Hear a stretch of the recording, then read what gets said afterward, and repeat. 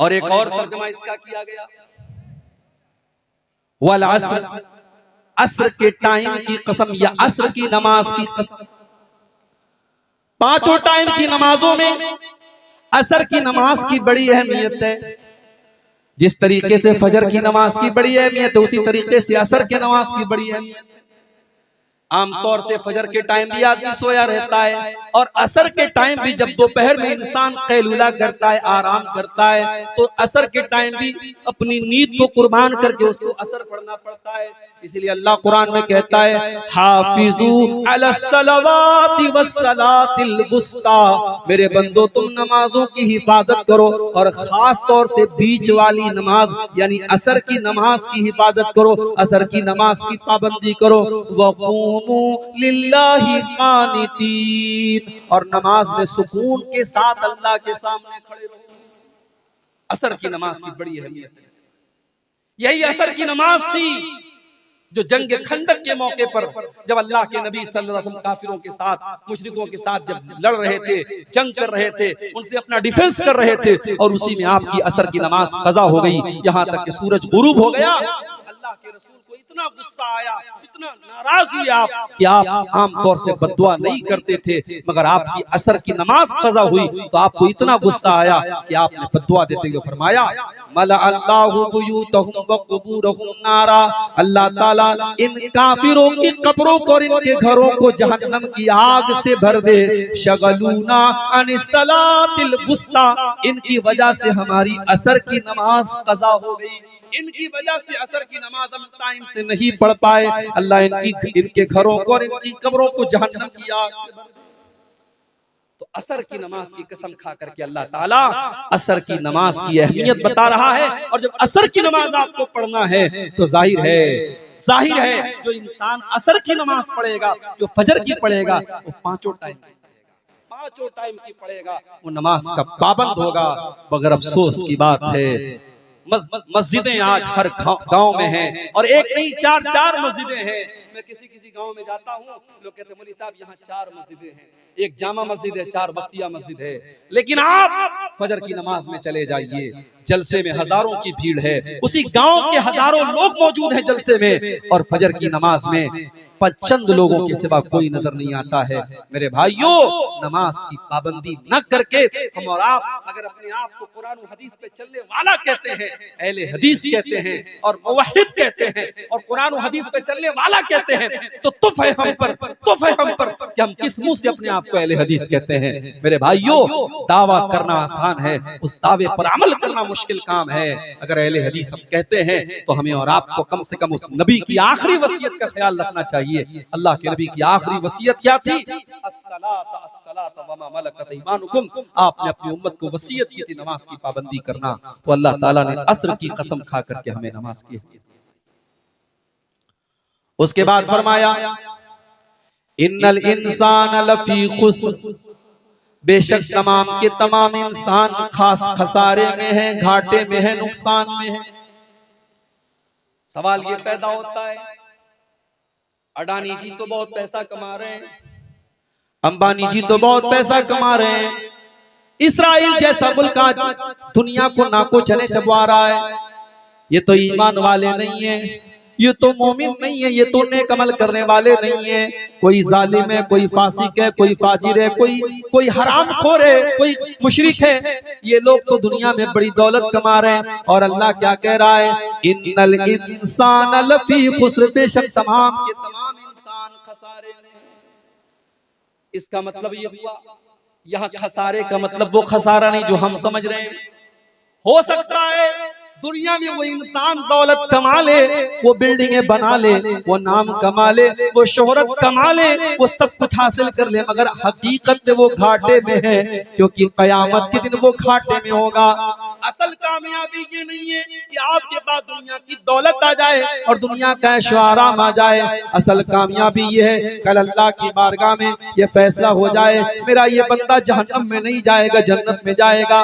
फमन ज़ुज़िया अनिन नारि व उदखिलल जन्नत फ़क़द फ़ाज़, कल क़यामत के दिन जिसको अल्लाह ताला जहन्नम की आग से बचाएगा और जिसको जन्नत में डालेगा वही कामयाब होगा।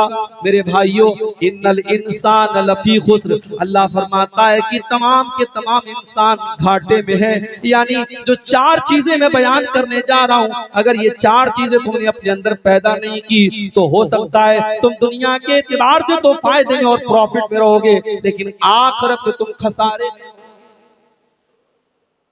अच्छा, एक चीज और बताऊंगा, आप लोग खेती करते हैं, किसान लोग हैं, आपको समझने में आसानी होगी।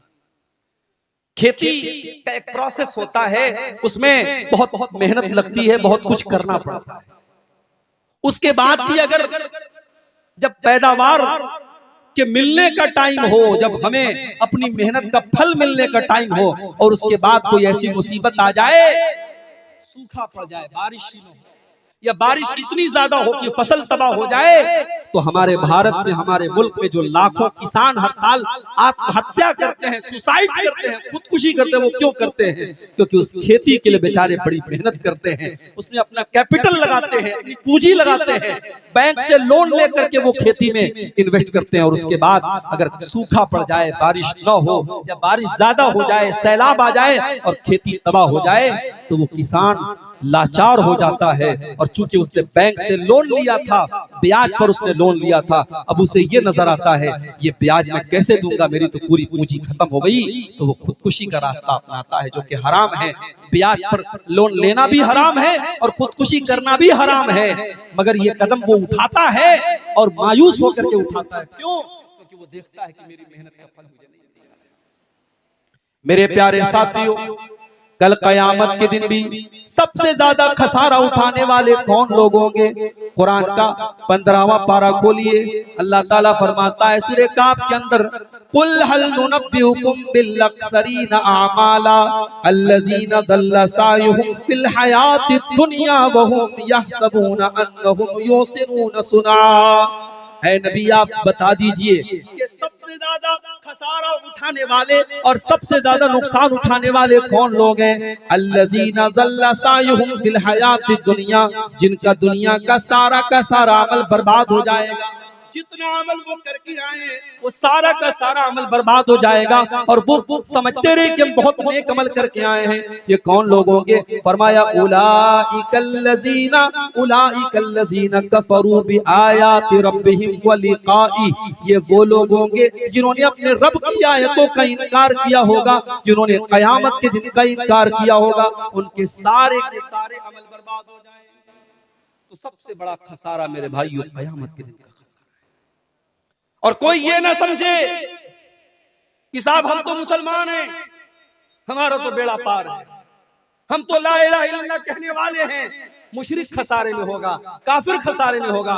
हम तो मुसलमान हैं, हम तो ला इलाहा इल्लल्लाह मुहम्मद रसूलुल्लाह पढ़ने वाले हैं। मेरे भाइयों, अगर मोमिन भी है लेकिन उसका किरदार सही नहीं, उसका अमल सही नहीं है, तो वो भी नुकसान में होगा।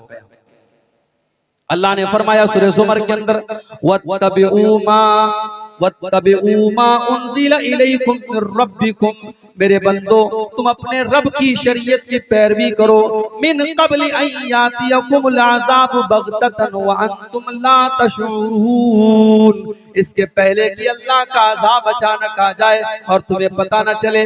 अन तक़ूल नफ्सुन या हसरता अला मा फ़र्रतु फ़ी जंबिल्लाह,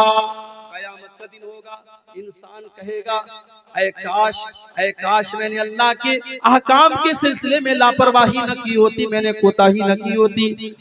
या हसरता अला मा फर्रतु फी जंबिल्लाह व इन कुन्तु लमिनस साखिरीन, इंसान कल क़यामत के दिन कहेगा मैं अल्लाह का मजाक उड़ाने वालों में से था, मैं इस्लाम का मजाक उड़ाने वालों में से था, आज मेरा कितना बुरा अंजाम हो गया। औ तक़ूल लौ अन्नल्लाह हदानी लकुन्तु मिनल मुत्तक़ीन, इंसान कहेगा ऐ अल्लाह काश तूने मुझे भी हिदायत दी होती और मैं भी मुत्तकी लोगों में से होता। औ तक़ूला लौ अन्ना ली कररतन, इंसान कहेगा ऐ अल्लाह काश एक मर्तबा मुझे दोबारा दुनिया में जाने का मौका दे दिया जाए तो मैं भी अच्छा अमल करके तुझको राज़ी करूं। मेरे प्यारे भाइयों, ये मोमिन और मुसलमान अपने आप को कहने वाला भी कल कयामत के दिन पछताएगा अगर उसकी जिंदगी अल्लाह और उसके रसूल के हकाम के खिलाफ। मुसलमान नाम है, मुसलमान नाम है हमारा, बेपर्दगी हमारे यहाँ हो रही है, जिनाकारी हमारे यहाँ हो रही है, हरामखोरी हमारा नौजवान कर रहा है, जुआ हमारा नौजवान खेल रहा है, शराब हमारा नौजवान पी रहा है और तमाम हराम काम हमारे यहाँ हो रहे हैं। और हम साहब इसी ख्याल में मगन है कि साहब हम तो मुसलमान हैं, हमारा तो बेड़ा पार है। कुरान की आयतें बता रहे कि नहीं, जुबान से दावा कर लेने से काम नहीं बनेगा। खसारे में तो वो लोग भी होंगे जिन्होंने ईमान का दावा किया होगा मगर उनका अमल गड़बड़ होगा। इन्नल इंसान लफी खुस्र, बेशक इंसान घाटे। अब चार चीजें अल्लाह ने बयान की। इल्लल्लज़ीना आमनू, मगर वो लोग घाटे में नहीं है जो ईमान वाले हैं, वामिलुस्सालिहात, और नेक अमल करने वाले हैं, वतवासौ बिल हक़, और हक बात की तबलीग करने वाले हैं, वतवासौ बिस्सब्र, और सब्र की तबलीग करने वाले हैं। अब इन चारों चीजों पर हम थोड़ी सी रोशनी डालते हैं ताकि इस सूरत को हम अच्छे तरीके से